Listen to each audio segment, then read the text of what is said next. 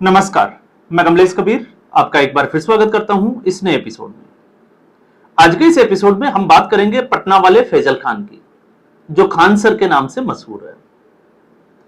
पिछले कुछ दिनों से जो घटित हुआ, पहले अंजना ओम कश्यप का आज तक पर एक शो जिसमें 2 कौड़ी के टीचर्स की बात की, और जैसे ही 2 कौड़ी के टीचर्स की बात की, कुछ टीचर्स, हम कहें कि सोशल मीडिया के स्टार, इस पूरे मसले में कूद पड़े और अंजना ओम कश्यप को ट्रोल करने लगे। कुछ की भाषा शैली सुनने के बाद में आपको लगेगा कि शायद वो टीचर कहलाने लायक भी नहीं है, और उसमें सबसे आगे था फैजल खान। लेकिन फैजल खान का भ्रम 2 ही दिन में टूट गया जब बिहार में पुलिस परीक्षा का परिणाम घोषित हुआ। 2 जून के दिन जो हुआ पूरे देश ने देखा, एक बवाल हुआ, और उस बवाल के पीछे की सच्चाई यह थी कि ज्ञान बिंदु कोचिंग सेंटर, जो फैजल खान के इंस्टीट्यूट के पास में ही है, उनके पोस्टर के ऊपर खान सर के पोस्टर लगा दिए गए। मामला तूल पकड़ा, और तूल पकड़ने के बाद में फायरिंग होती है, और तुरंत एक स्टेटमेंट आता है फैजल खान की तरफ से कि 10 राउंड फायरिंग होते हुए उन्होंने अपनी आंखों से देखा।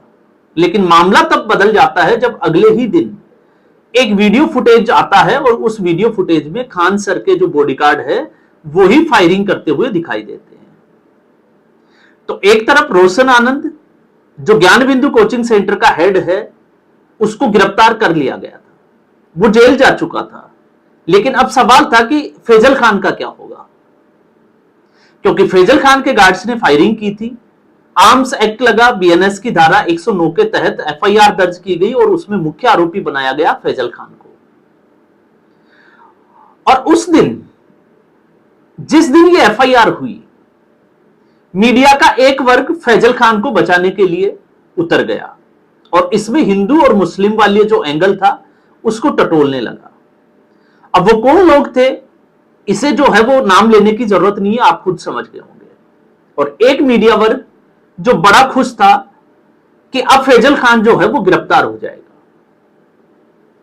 अब आज की वास्तविक स्थिति में आप देखिए कि उसी फैजल खान को पटना के हाईकोर्ट ने अग्रिम जमानत दे दी। अब 20 जून तक फैजल खान को कोई हाथ नहीं लगा सकता, गिरफ्तार नहीं कर सकता, सिर्फ पूछताछ कर सकता है, दबाव नहीं डाल सकता। और फिर हम घूम फिर के जो है वो वहीं आ जाते हैं कि आखिर इन लोगों के ऊपर लगाम लगेगी कैसे, क्योंकि मामला नीट जो पेपर लीक हुआ था उससे भी जुड़ा हुआ था। जिस दिन कॉकरोच जनता पार्टी का आंदोलन था, धरना प्रदर्शन था जंतर मंतर के ऊपर, उस दिन हमने बड़े ही रिसर्च के साथ एक वीडियो बनाया था, जिसमें 2002 से लेकर 2025 तक 23 साल के कुछ आंकड़े निकाले, जिसमें मोटे तौर पर 45 ऐसे एग्जाम जो उच्च शिक्षा से जुड़ा हुआ था, या तो फिर वो सरकारी नौकरियों से जुड़ा हुआ था, चाहे वो केंद्र की हो या फिर प्रादेशिक हो, जिसमें हम 2002 के रेल जो सहायक निरीक्षक की मास्टर की जो भर्ती थी उसकी हम बात करें, 2006 की रेलवे की भर्ती की बात करें, 2010 आरआरबी की बात करें, या फिर 2015-16 में उत्तर प्रदेश की, या फिर हम बात करें 2021 में आरपीएससी ने जो एग्जाम करवाई थी राजस्थान में वरिष्ठ अध्यापक, उसको लेकर भी हमने बात की थी। और फिर बात की थी हमने 2025 के नीट के मामले की, 2026 के नीट के मामले की। और उसमें एक जिसमें हमने बड़ा अंडरलाइन किया था उस बात को, बड़ा जोर देकर मैंने उस दिन भी बात की थी कि लगभग इन 45 भर्तियों पर अगर आप गौर डालोगे तो 1800 से ज्यादा लोगों के ऊपर आरोप पत्र जो है वो दाखिल किए गए। लेकिन इन 25 साल में सिर्फ 18 लोगों को सजा दी गई, जिसमें से भी ज्यादातर लोग जो है वो जमानत पर बाहर है। तो हमारा सवाल यही था, क्योंकि उस दिन भी हम बात कर रहे थे कि धर्मेंद्र प्रधान का जो इस्तीफा मांग रहे हैं, क्योंकि उस दिन कॉकरोच जनता पार्टी का जो धरना प्रदर्शन हुआ उसमें यह डिमांड रखी गई कि सोनम वांगचुक को शिक्षा मंत्री बना दिया जाए। मान लेते हैं, चलिए सोनम वांगचुक को शिक्षा मंत्री बना दिया गया, क्या इससे पेपर लीक जो है वो रुक जाएगी घटना? आप खुद सोचकर देखिए, क्योंकि सोनम वांगचुक खुद तो पेपर बनाने से रहा। इसके अलावा अगर सोनम वांगचुक खुद पेपर बनाता भी है तो वो हर सेंटर पे पहुंचाने से रहा। तो सवाल यह था उस दिन कि आखिर ये लीक करते कौन है। तो लीक कौन करते हैं? कहीं ना कहीं इस व्यवसाय से, इस प्रकरण से, इस कांड से जो जुड़े हुए लोग हैं, उनका सीधे तौर पर लिंक होता है शिक्षा से। कुछ ना कुछ जो है वो लिंक आपको शिक्षकों का और ऐसे कोचिंग सेंटरों का मिल जाएगा जो कोचिंग माफिया के रूप में काम कर रहे हैं। तो हम उस दिन यही बात कर रहे थे कि जब तक कानून सख्त नहीं होगा तब तक अपराधी जो है वो बेलगाम घोड़ों की तरह भागते रहेंगे।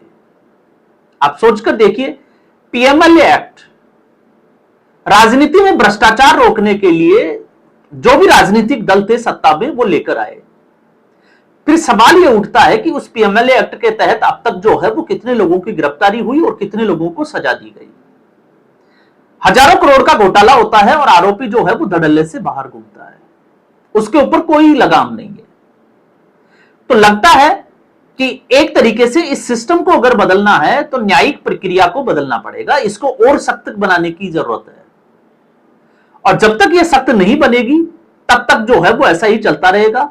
बड़ा उदाहरण आप देखिए, लालू प्रसाद यादव, हमने उस दिन भी बात की थी, 6 अलग अलग कोर्ट से अलग अलग केसों में सजा याफ्ता होने के बाद आराम से घूमता है, पॉलिटिकल पार्टीज में रैलियां करता है, इंडिया अलायंस की बैठक में जो है वो हिस्सा लेता है और सिंगापुर से मॉर्निंग वॉक के उसके वीडियो जारी होते हैं, लेकिन वह व्यक्ति मेडिकल के आधार पर जमानत पर है। तो दूसरा अरविंद केजरीवाल। अरविंद केजरीवाल की बात हम इसलिए करते हैं क्योंकि शिक्षा का मॉडल, स्वास्थ्य का मॉडल और स्वास्थ्य के मॉडल को लेकर दिल्ली सरकार ने और एलजी ने मिलकर एक और नई एफआईआर कराई है जिसमें 680 करोड़ के घोटाले की बात की गई है। और उसमें ऐसे अनावश्यक उपकरण खरीदे गए जिनकी जरूरत नहीं थी और पड़े पड़े वो खराब हो गए। अब वो जांच का विषय है, क्या निकल कर आएगा।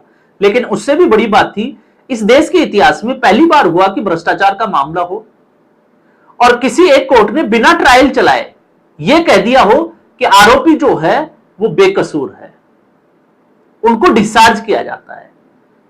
तो यह किस आधार पर तय किया अदालत ने कि आरोपी के ऊपर जो चार्ज लगाए गए हैं वो बिल्कुल बेबुनियाद है।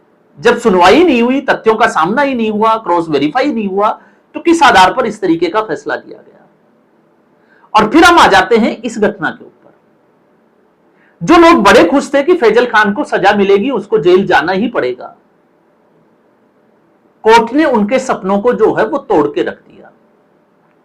फैजल खान आजाद घूमेगा और अब उससे भी बड़े जो है वो दावे करेगा, भ्रामक दावे। और जो भ्रामक दावे है वो करने के लिए इन लोगों को प्रेरणा कहां से मिलती है? सबसे बड़ा नाम विकास दिव्य कीर्ति। मुझे लगता है यूपीएससी का जो एग्जाम होता है उसके उनके आसपास कोई होगा भी नहीं। भ्रामक दावे किस तरीके से किया जाते हैं, किस तरीके से जो है वो फ्री मॉक इंटरव्यू रखे जाते हैं जिसमें डेटा कलेक्ट किया जाता है। 2 दिन के लिए फ्री की ट्रेनिंग दी जाती है, डेटा कलेक्शन होता है और फिर उसके ऊपर नजर रखी जाती है कि उनका परिणाम क्या है। जैसे ही परिणाम आता है सब अपना अपना दावा करता है कि ये हमारा स्टूडेंट था।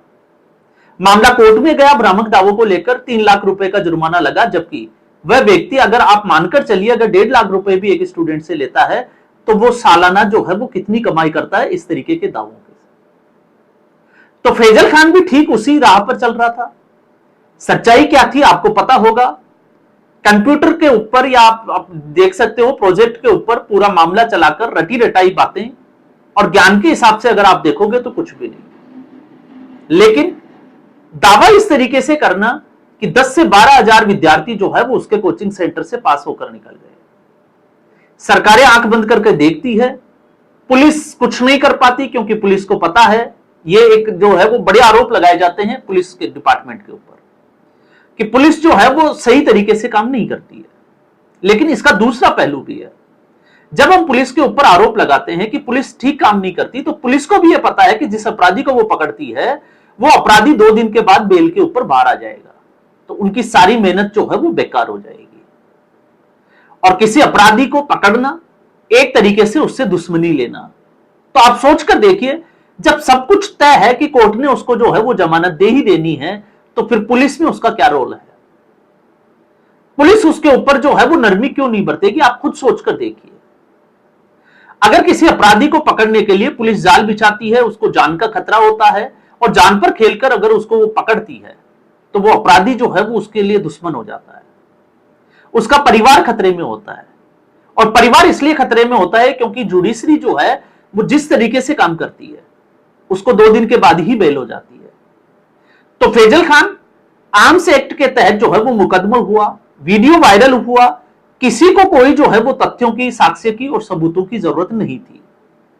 आर्म्स एक्ट का उल्लंघन हुआ, फैजल खान के कहने पर हुआ और गार्ड ने यह बात कबूली कि फैजल खान ने कहा था कि आप फायरिंग करो, मैं देख लूंगा, मैं समझ लूंगा।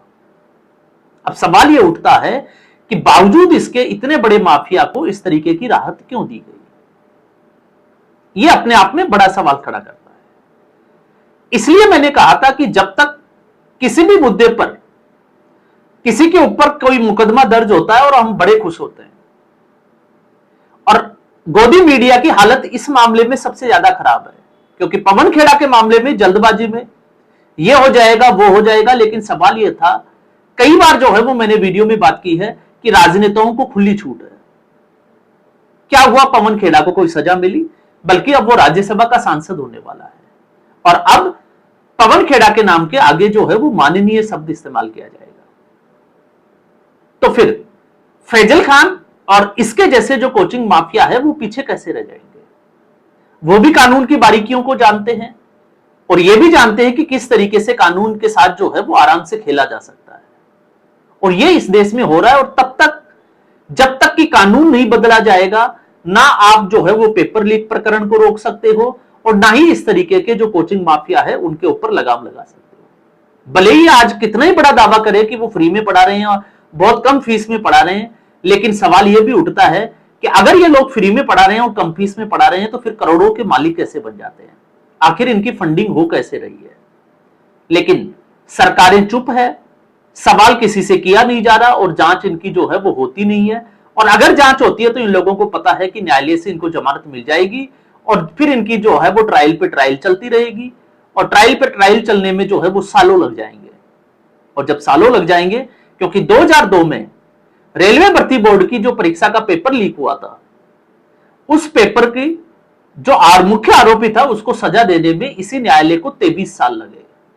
अब आप सोचकर देख सकते हैं, और 23 साल बाद में उस व्यक्ति को 5 साल की सजा होती है 2023 में, और 2025 में उस व्यक्ति को जमानत भी दे दी जाती है और अब वो व्यक्ति जमानत के ऊपर बाहर है। तो आप समझ सकते हैं कि मामला गंभीर कहां है। तो जो लोग सड़कों पे उतर रहे हैं, जो इन चीजों की बात कर रहे हैं, अगर वो धर्मेंद्र प्रधान का इस्तीफा नहीं मांगकर वो सरकार से ये मांग करते कि इसके खिलाफ जो है वो 1 महीने के भीतर सख्त कानून बनाया जाए और जो भी अपराधी इसमें लिप्त पाया जाता है उसकी जमानत नहीं होनी चाहिए, उसके लिए कठोरतम सजा का प्रावधान होना चाहिए और 3 माह के भीतर जो है वो ट्रायल खत्म हो, और ट्रायल खत्म होने के बाद उसके ऊपर बहस होनी चाहिए। मतलब 3 महीने का समय उसके लिए यह तय करने के लिए कि उसके ऊपर आरोप जो है वो साबित होते हैं या नहीं होते हैं, उसका प्रावधान रखा जाए, तो लगता है कि शायद जो है वो सख्त एक्शन हो सकता है। इसीलिए आपने योगी आदित्यनाथ का तरीका देखा होगा, जिस तरीके से कोई अपराधी पकड़ा जाता है उसका एनकाउंटर किया जाता है या फिर उसके पैरों में जो है वो गोली मारी जाती है, क्योंकि उनको पता है अदालत में मामला जाएगा और अदालत से वो व्यक्ति जो है वो बहुत जल्द छूट जाएगा।